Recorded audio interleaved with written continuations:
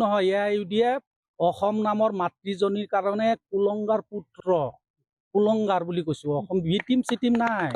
অসমৰ কুলংগাৰ পুত্ৰ যদি আছে, অসম নামৰ আইজনীৰ কোনোবা যদি কুলংগাৰ পুত্ৰ আছে, সেয়া পোন প্ৰথমে মই কম বদৰুদ্দিন আজমল। আৰু দল যদি কোনোবা কুলংগাৰ দল আছে, সেই দলটোৰ নাম হৈছে AIUDF দল। আপোনালোকে মনত পেলাওক 2006 চনত এই AIUDF দলৰ প্ৰধান বদৰুদ্দিন আজমলক তেতিয়াৰ জমিয়ত উলেমায়ে হিন্দৰ সৰ্বভাৰতীয় সভাপতি আৰছাদ মাদানী ডাঙৰীয়াই বাৰম্বাৰ মানা কৰাৰ পিছতো যে AIUDF দল অসমত খুলিব নালাগে, অসমৰ ৰাইজ সোজা আৰু সংখ্যালঘু মুছলমান লোকসকল যদি AIUDF দলত যায়, তেতিয়া অসমত এক বাতৃঘাতী সংঘৰ্ষৰ সূচনা হোৱাৰ কিন্তু সম্ভাৱনা আছে।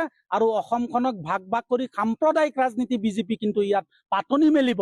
সেই কথা কিন্তু 2006 চনতেই সৰ্বভাৰতীয় জমিয়ত উলেমায়ে হিন্দৰ ৰাষ্ট্ৰীয় সভাপতি আৰছাদ মাদানী ডাঙৰীয়াই বদৰুদ্দিন আজমল ডাঙৰীয়াক সকিয়নি দিয়াৰ পিছতো এই কুলংগাৰ আমাৰ অসমৰ একমাত্ৰ আই অসমীৰ সন্তান বদৰুদ্দিন আজমল ডাঙৰীয়াই কিন্তু নামানি বিজেপি RSSৰ শ্ৰুতলিপি অনুযায়ী 2006 চনত এই কুলংগাৰ দলটো AIUDF দলটো মুছলমান সংখ্যালঘু মিয়া জনগোষ্ঠীৰ ওপৰত জাপি দি